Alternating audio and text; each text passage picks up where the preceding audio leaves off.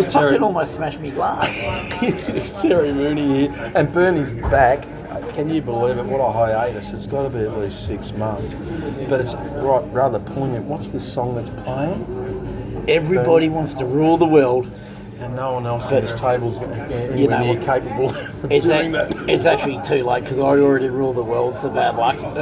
Probably your postcode. I'm here after hiatus, only because I've been bailed into this. I came here for a quiet drink and all of a sudden I've been pulled in on another bloody podcast. But here we are anyway, kids. Oh, well, it's important because he's missed all the cricket and probably some of that thing called soccer in between. So that leaves us with very few topics that he likes to talk about. No. Well, there's football. Soccer, you mean? No. Oh, AFL. AFL, rugby league. AFL is starting. We're in Australia, stupid. Stupid is a stupid does. But funny, we both appreciate the Hawks. My second team's Richmond. What's yours again, Dan? Don't have a second team. That's really interesting because I thought people were quite tribal. Hawks is a bit further away from Richmond, I guess. I thought you would have been Melbourne Demons, being a bit more of a Silvertail. No. Oh, Silvertail, here we go. Don't your parents still live in the inner city area, like the leafy suburbs with 4-storey bloody terraces? It's a bit rich from you calling me non-tribal, but you're the most tribal person I've ever fucking met in my life, you clown. So. And what tribe do you think I'm from? The Pitjantjatjara tribe? Bungie-Wongal people or something, I reckon you're from, but anyway. I'm not certainly a First Nations fella, mate. My ma's Irish, but anyway. Yeah, you're Last Nation, don't worry about First Nation, mate. That was the last nation our family came from. Yeah. No, put it this way, no one wanted to invade your nation. Everyone wanted to leave Ireland between 1840 and about 1945, so there's a good reason for it. They already figured out you're a bunch of inbreds there, so it's okay. That's the Britishers' fault. I'd hate to be living over there, to be honest, now after the European Union kicked on. Everyone from east of Bulgaria decided to pass through Germany, or maybe they did stop there for a bit. They realised Ireland was a lot more welcoming, but geez, it must have been cold and wet. But talking about borders, I've been reading this book. When were we talking about borders? Well, we're talking about people traversing across borders from the east to the west. Just to clarify, we're not talking about Allen border. We're talking about borders. We're moving quickly off that.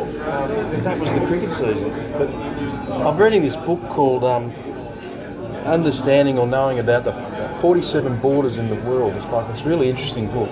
But I'm thinking about there are 3 significant borders, or what you might call a wall, that helped change the world. And I'll start with the first one, where they possibly split Upper Egypt and Lower Egypt, maybe 8,000 BCE. Oh, so the Aborigines were still here then?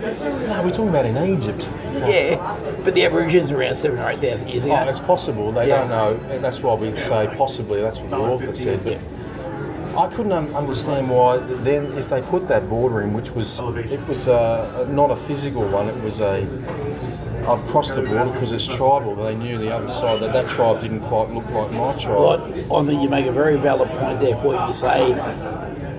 Found it very hard to understand because the word understanding comes to mind when I think I can't understand what the fuck you'd be reading a book in the first place. Well, it was given to me by someone who thought I needed to read about 47 different borders for educational purposes. The only thing I read nowadays is a form guide, but anyway, that's okay. If you want to read about borders, that's what you mate. Well, you're talking about you understand how to make exotic bets. I'm talking about civilisations who had exotic pastimes. Are you saying I'm not civilised now? No, exotic bets. No, that's what you're insinuating. But there are civilisations such as that. I mean, what about Cleopatra and Mark Aurelius? I mean, what a bond. Well, I've got a massive bond with Cleopatra because she's in Queen of the Nile on the Pokies, and everybody loves Queen of the Nile. Well, I'm talking about what a feature she had. She had a very good set of features. If you get 3 pyramids, that's your feature, son. She had a good set of features, I'm sure about it. And didn't she let everyone know? But she actually learnt the local language. She wasn't a native to that part of the world. I actually heard that Cleopatra, very smart woman. Cleopatra herself composed the music on the poker machine when you hit the feature. That's what I heard. I'm telling you. The modern day, what do you call it? Tribute. Yes, It's a tribute. when you hit the feature on the Cleopatra, she composed the music. Yeah, but how much is she paying out?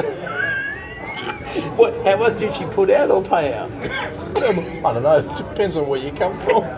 I'm sure back then it was an endearing feature to put out, and then someone had to pay out, and that's Marcus Aurelius. I think he really sunk after that relationship. When you're the Queen of Egypt, you can do what you want, mate. I'll call it a trap from the nether regions rather than what we might call it in this day and age. But that was the lower part of Egypt, because what happened was they had to decide whether they were going to form an alliance, because a lot of other tribal issues were occurring right around them that they weren't very impressed with. But moving from that, the next one that really comes to mind is the Great Wall of China. I don't want to move from that yet, though. Oh, we'll back it up because there's more to say. Well, That's the next one. I liken that tribalism to Upper and Lower Egypt, to the Upper North Shore and the city. And the Lower North Shore. And the Lower North Shore, because you guys think you're better than the Upper North, and it's just... I don't distinguish. I said it's above the shoreline. You're extending the Upper North Shore to Mount Ku-ring-gai. That's where you're You fucking wouldn't know where the Upper North Shore was, mate, because you never go up there. I think it's past Chatswood. Do you even know where Chatswood is? Yeah, I've been to Chatswood. Do you know what Chatswood's named after? A woman that married. Wood. There was a Chatty's Wood. Her nickname was Chatty, and the old mate that owned all the land before they de-lumbered Had it. a woody. Yeah, that was called the Wood, so he called it Chatty's Wood, and then they went, oh, Chatswood. Now it's full of people that don't know where that name came from. Oh, It was 1840. that's very insightful. I know. From you, considering you've never been there before. It's too far north. Jesus Christ. But what happens beyond there? It's just all woodland until the Central Coast. Oh, is it? Well, it's the Brisbane Waters National Park, the Ku-ring-gai, where Skippy was in there. So Hornsby doesn't exist? Well, that's where Pedro's from. We know it exists. He lives on a 2-acre block that's as steep as your gambling problem. Well, now we're getting That's a Perth. steep. I mean, that's the monumental step there is like off the precipice, because his backyard is literally a deck and then Good. a ravine. We might be able to build a burial site for you. Maybe that's why we haven't seen him lately, because He fell his off. wife might have accidentally put him over the banister, which is only 2 feet high. I don't know. There's no pool below it. He said, I don't have to mow the lawn. I go, why? He goes, because it's just bush. It's jungle. It's Jungle. Well, we might have to start calling him Tarzan then. He's leaping from tree to tree. I don't know. He hasn't got a jungle gym set there. I know that. He doesn't look that nimble. Well, the question I'm going to ask Pedro is, during winter, does he still put ice in his beer? Because, I mean, that was disgraceful. Disgraceful. I don't know how he got there, but I don't believe he's doing it anymore. He realised the error of his ways. Because you were riding him, bareback rider over here. I only told him how it was, mate. True, you're a straight shooter. Anyway, so on the Great Wall of China, Oh, apparently that's where we're that's going. the next very significant one, and people always say it's about 5,000 kilometres in length, and it has a lot of offshoots. And don't tell me you've walked it. No, I've only in walked a a day. little stretch of it, but there's a part near Beijing, and you know they have to build a toboggan ride off the top of it because the Americans could not traverse back down the steps that were, the size of the ones in Hadrian. I mean, Couture Lane's Wall, the one off Belfast. But they put in a toboggan run to get them off quickly because they wanted the next set to go up there and pay them all the fee. So Can you imagine toboggan how in. lazy? It's like going to Coney Island. I mean, it's just on the Great Wall of China. So they were okay to walk up it, but they had the toboggan They can't down. get it down because there's too much pressure on the knees if they're a little bit weighty. And who paid for that? The Chinese or the Chinese put Americans? that in. They were very innovative. You know what they do. They love to take every cent and dollar out of the Americans and invest it in their own industries. But it was built, they say, to keep the hordes of the Mongols to the north and out. But I think they were building it to keep them in because they needed all that labour to continue working for the whatever dynasty they were working with until the communist state took over. I thought they built it so they could see if somebody would walk across it in one day. I never thought about that. Because it stretches all the way to the sea and it actually goes beyond the sand 20 or 30 metres because they couldn't swim anyway. So that's apparently why they put it into the ocean. I thought that was extending it too far. I don't know how they let the ocean out. I mean, they must have waited for the tide every day to put the foundations in. I don't know how they did it, but it's a feat. But apparently everyone says you can see it from space, but I read otherwise that it just looks like a brown line, like a lizard. Well, you're a bit of a space cadet, so you're probably well versed. So tell us if you've seen it from space. I've never been higher than what C-130 will take me, mate. Anything else I'm not accustomed to yet. You're high as a kite every time I see you, so I think that's a bit of bullshit there. Oh, but apparently thousands and thousands have died, and if they died, they just drop them into the concrete mix and block. I mean, they form part of the foundations, and it saved them taking them off and burying them or burning whatever they did at that time. So yeah, it's a real human centipede, you might say. As you do. Full of bones. But other than that, I think there's another one that we might step into because it involves the Roman Legion, and we can talk about that for the rest of this session. But Hadrian's Wall, the one that kept out the Caledonians in the north of Scotland, because the Romans could not understand how to, manage them out of their Hastings. But you must know a bit about that, surely. No. Nothing at all. A bit of foreign currency to me. Yeah. To this day, though, the wall's only about waist height because they kept stealing all their rocks to build their homes and I've only ever dugouts. liked the Scots because they wear kilts, mate. So But not much else. no, not much else. What's the colour of your kilt? Oh, you got Irish background too. They have kilts. Yeah. They have their own version. They wear underwear, of course, because Scottish. Not Scottish enough to wear a kilt. No, but they have their own version. And they wear Peter warmers. That's about all they could afford, the Irish, because they had nothing else. My Peter's too fucking small for a warmer. My uncle Ron used to wear one at bowls. It's a strap-on crocheted snake holder, and because when he rolled, he hit the dew, and the coolness had come up in his shorts. He couldn't cope. So his wife knitted him a Peter warmer, and I thought, why is it called Peter's warmer? He couldn't tell me. His name wasn't Peter. No, it was wrong. But I've never understood. I'll look that up at another time and report back as I'm duly obligated to do so. That's enough about walls, because I'm not going to hit a wall here yet. But You're going to fucking start a war at the moment. I haven't hit a wall. We haven't had enough beer. Make sure we have a kid serving of snitty or fish and chips. I can't believe you come back. You've come good. You've had a good visit to the dentist. And We're not touching that. So keep No, going. I know, but I've also been late because I understand the importance of good dental hygiene. Well, the way you're going with this, you've got to get your teeth knocked out to get them over. But anyway. It's always important to maintain good dental health. Yeah. But our doctor tells us when you hit that point in the 40s, maybe What do you mean in the tells 50s, us? Well, all of He us told is- you. because you don't go to the doctor. you better start somewhere. They do your blood count and they tell you there's something wrong with you. What else? My last doctor tried to tell me to do things differently. I told him to fuck off for What was he, a witch doctor? And you said, which way should I be looking? tribal doctor. He went, which way are you supposed to be looking? He goes, looking away from the results I've got here in your file.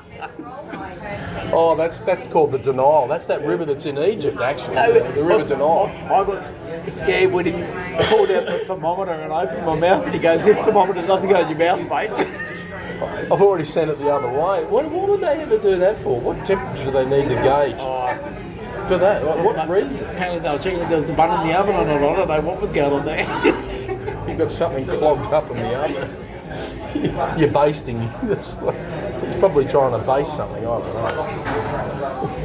Had a good mouthful there. I've run out of juice, but I'll have to. Well, go and get yourself one. No, it's no intermissions. It's just straight through. Otherwise, we'll lose momentum. There's a bloke. Never seen anyone as larger than life. Like a mountain. I've never seen a bloke that can't even see under the bar here at Fortune of War.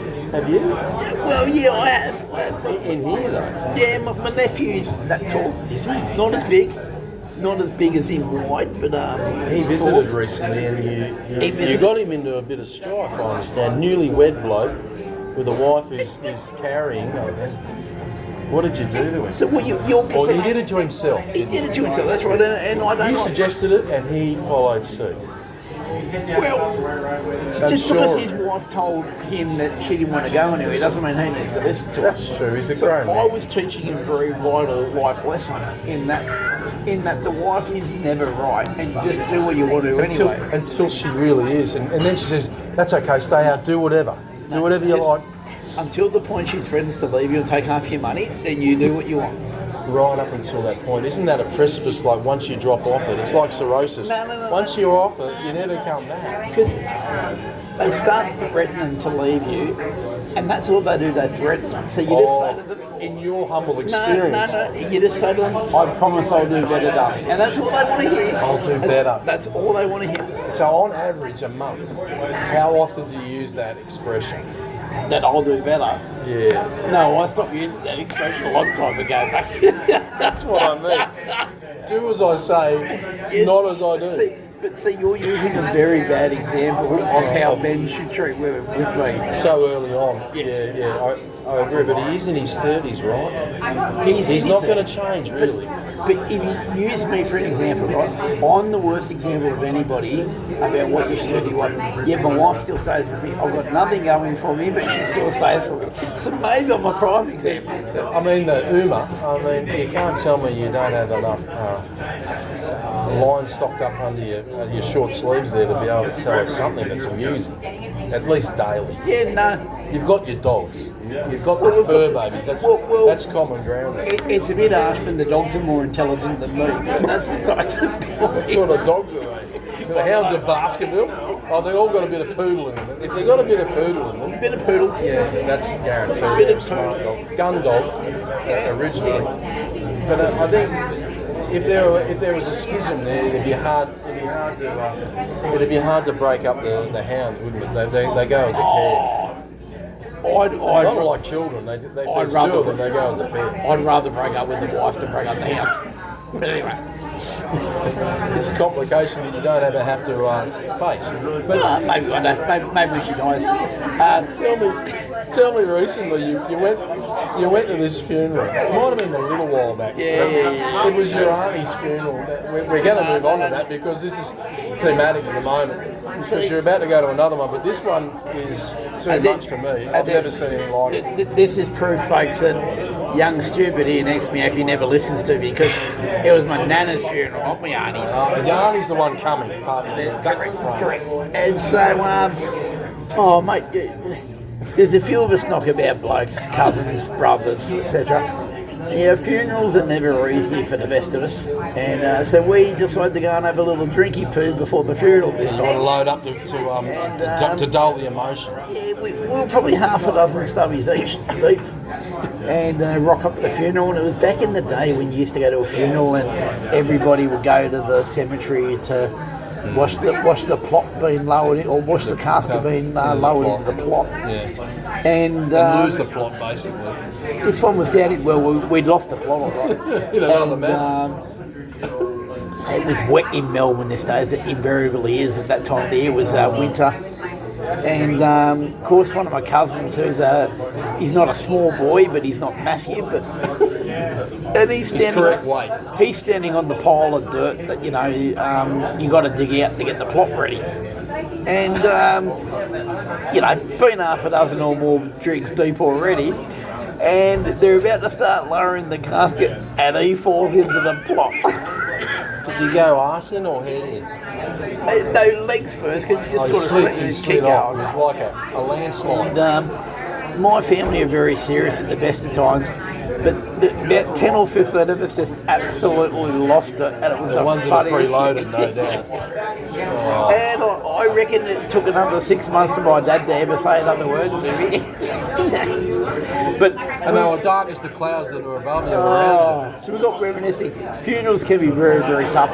What's the you funniest thing departed you've town. seen at a funeral? Oh, when I think you've got to be careful when there's lowering the straps, and the casket gets heavier than you probably estimate.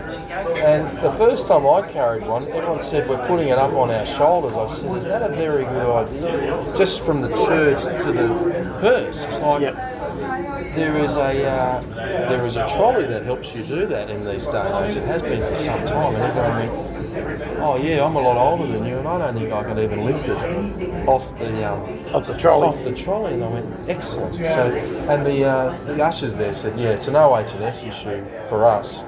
And I said, "I thought you were the people that were running this show, and we paid you a fair bit of coin to do it." And they go, "No, we're not allowed to." Even at the cemetery, and I went, "Geez, are they just going to, like, is it a guiding system to the Death Star for us?" Like, literally, the hearse was the Death Star, and there was a tractor there, and we just roll it into it. No, see, And then there's a rolling mechanism in the back. see, this is what's happening in the world today, because Elon Musk has invented a driverless casket. So It's called a Tesla. It's called a Tesla, mate. It's battery operated. It's nothing of interest to me. It's all AI done. It's Are you brilliant, being mate. serious? So not a Tesla. Not a Tesla. I wonder when they're going to build a Tesla hearse. It's a self-drive hearse that turns into a crematorium, and so the car burns and everything in the car burns at the same time. Like a Tesla would. What's that thing they said that looks like a truck that was more like Homer's Canyonero? What's that thing called again? I can't even remember. Oh, no idea. But that's what they could bung in a hearse on the back of that. That's as good as that thing would be. I'll go They with might that. get 50 grand for one. But this occasion, when we got to the cemetery, the hearse pulled up and the plot was not right near the hearse. It's quite a length each row. That lawn looks a bit soft. Like, you know, it's a spongy. It's not buffalo, but it's something else in Canberra. Cushiony. Like, you'd love it if you're playing footy, but other than that, you don't No want good. it. No good. And there wasn't pathways. You know, there's no 10 mil crash every third row. And you pick it up, and of course those handles are sharp because they don't care for rounding them off because they're going in the ground. And I put my hand in there and I sliced off the skin on my knuckles and start. And then I had to keep going because your hand's in there, you don't want to drop it because you're at the corner. Correct. And you get over, and then those guys that are hurt, ushers go, "We'll help with the lowering." And I went, "I'm hands off on that because I've just heard what happened to you." Right, on my experience, I knew from experience that you don't want to be involved with the elastic band racing where you're dropping something that weighs about 120 kilos into a dead hole. Never have I done it again. For obvious reasons, and other cousins of mine, they went, "It's not a job for me, I'm 60. Yeah, well, there's no bloody excuse for being you come from a weak bloodline, though, by the sound of it. Well, but they were all ex-rugby league players, so it wasn't like they had any muscle mass. And they had shoulders as broad as an axe. But I don't know. Softer now. Yeah, they're soft around the middle. That goes without saying. They haven't seen their toes or anything else since they were 35. So I had to let that out. There's a lot of wind here, and it's coming from the upper regions, not the A lot of wind is building up a big number too. I might let some go in a Well, moment. there's enough piss and wind going on here. Well, from you, We're drinking piss and talking wind. Yeah, well, from you, speak for yourself there, mate.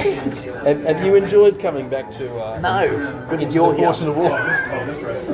Well, you were invited. Like, it's not No, I like you just wasn't. turned up. No, I wasn't. random I just said I'm going to be at the pub. I wasn't invited. Like you had to roll out the fucking red carpet for me or something. No one's rolled anything out. I did get you a T-shirt, and I thought that might have been appreciated. I'll It was due to be given back to you at January when the cricket was on. I may not be rolling you out, but I'll be ironing you out at the moment. But that's beside the point. Well, I'll tell everyone for their benefit and mine. It was a Richie Benno 2 for 22. Yes. I've got one myself. Thankfully, we didn't wear it today as twins or stepbrothers. If you've ever seen that show, that's a funny show. I actually wouldn't mind being your twin because you're uglier than me, so I don't mind that. I'll cop that. But That's because you always came first, you know. well, You made space for me on the way out. why wait for second is what I say. Well, at the dinner table, I imagine. You never got them at home. You were in a big family. You never got them. No, well, that's right. If you weren't in first, you got another. But yes, hello. Have I enjoyed being back in the pub? Of course I have. It's a place that's a home. It's the camaraderie, the laughs, the banter. The two is new glasses with stone and wood in it. The only difference with being away for so long is the bar staff change. Don't know you that well. Or mightn't know what they're doing quite yet. Yes, yeah, but there's another thing as well. Yeah, I'm looking forward to getting back here on a late afternoon night and getting into the music again and that sort of thing. That's a bit past Cupid's bedtime, but we'll get him down here one night for a bit of rock and roll. Nothing good happens after 8 o'clock. I can tell you on Anzac Day I was a little bit further into the beers than normal. He lasted till 8:01 the Anzac night.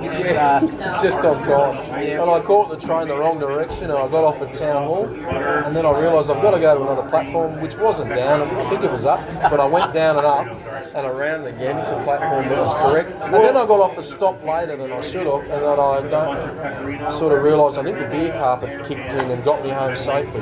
Inshallah, as they might say. You know whose fault that is then? Because entirely mine. Hasn't your wife always said that if you're in trouble, just get an Uber home because it's like 10 minutes? Yeah, correct. Oh, and she was furious actually when I got that. And so she should have been. And immediately I got a quick shove into the sack, solo, mind you, because I was, like a Cheshire cat rolling up and down the stairs, hanging onto the banister for dear life. Well, to be honest, it wouldn't have mattered if you were in a sack solo altogether. Nothing would have happened anyway, but I said to be a drunk. I'm not certain about that. I think I woke up with a bit of a sore back, and it wasn't because of my adventures. I think I got a little bit of an elbow in the shoulder blade, which I'm still recovering from because of the age shall not weary them. It does. Like, our fallen, they don't face that problem, but clearly we have to. And yes, to respect those who have fallen. I mean, that's one thing we can savour, and we still feel it when we are falling. You'll be falling in the moment. Don't worry about that. Well, I'm still falling every day with my wife, Barb, and she'll appreciate that. And Bona goes, "Oh, in the quiet words of the Virgin Mary, come again." Honestly, we can't talk about that. No, we can't. Because you're going to tell me how much you love your wife. I'm just going to get a bucket and throw up. Because that's like seriously. Yeah, like, I'm looking at what you're drinking, and there's plenty of room in there for you to regurgitate what you just drunk out of. Because it'll come out the same colour and taste the same. In all honesty, the audience doesn't need a bit of JPY love is in the air type of shit. Have I told you lately that I love you sort of shit. She asked me that this morning, and I said, I always say, thanks, love. And she goes, thanks, love. Whereas in my household, it's more, am I ever going to see your face again? No way, you fuck off. You don't need to finish that line because that's made up. That weren't the lyrics. You must have been hearing what you wanted to hear, which is all we want to hear, like AC/DC. No, it's the long way to the shop if you want a sausage roll. It's a long way to the cross if you want to get ensconced with a mole. No swearing, mind you. There could be someone under 15 in honestly, tell me again how much you love your wife. It's just because I didn't hear it properly in the first. Well, there's another song called Sit on My Arm, Fache, and tell me that you love me. Sit on my touch and tell me that you care. That's something that I learnt probably in the early years of school. I don't know what it really meant until I left school. You also learned a song, Give Me Home Among the Gum Trees. So fucking sorry. That's something that Skippy knew by heart, I mean, I did live on Brisbane Waters National Park, and across the river was Mount Karinga. Can you play it on the gum leaf as well? Well, I always tried. And could I crack the whip? Well, that was my mum's job, really. I learned how to crack a whip early, probably for self-defence purposes. You go to school up around that part of the world. In other news, and I'll post a photo of my gorgeous little puppy dog on this podcast. Oh, yeah. My youngest, two of them. My youngest little puppy dog won the second cutest dog in Sydney award at the Royal Easter Show. The second cutest? Second cutest dog. Run so what, prize. Everyone got a ribbon for turning up, and he didn't. He got one for coming second. He got prize, not a ribbon. Well, there were only two dogs in that segment. One. And he still got second. First. There was one other dog. And he still got second. Was it a Chihuahua? No, he was the only dog in there. No one else turned up. You picked a category where it was a stitch-up. What about the llamas? No drama. Llamas. There must have been llamas there. No? It could have been. Look, I don't like swearing, and I'm not going to swear this podcast, but if you call it a fucking llama one more time, mate, I'm going to fucking knock the llama out of you. I don't want any more drama. It's just something that's on your coffee, mate. I'm going to knock that llama off your head in a moment. You're starting to spit at me all of a sudden. Oh no, that's not llamas, that's the other one. Camel. In the other part of the family. The alpaca spit as well. Alpacas, oh God. Hey? They're alpacking one away, aren't they? So you. He's been alpacking one away. He's been dying to come to the pub. I'll pack one into your chin in a moment. You mean, that's how you do it. You call it a lead pie. You ate a lead pie. We're hitting up to the 30-minute mark. It's pretty hard for us these days to punch out 30 minutes without Pedro or Cedric because Cedric's holding the bar up. He's not really interested today because he's got no more merchandise to talk Without about. being prepared. No, this was a spur of the So moment. we can sort of turn this off and come back in 2 weeks, people. Possibly even early. We might even do it remote by the Zoom. Oh, I don't know. we might even do a special one down in Melbourne next Thursday. True that. We've both got very different reasons for being there. You again for your auntie's funeral. No, don't do anything else like you did for your grandma's. Otherwise, I can understand it's closer to family. What do you There'll be more of them there. What do you mean? You drink before the funeral or fall into the plot? Don't lose the plot either. Oh, well, Or don't let your dad or your mum lose the No, plot. but I mean, if we get together again next week, I just really look forward to Stupid here telling me how much he loves his wife. Because I mean, honestly, that's just made my day. Once again, stupid is as stupid does. Righto, signing off, Roger. That over and out. Oh, I love yous.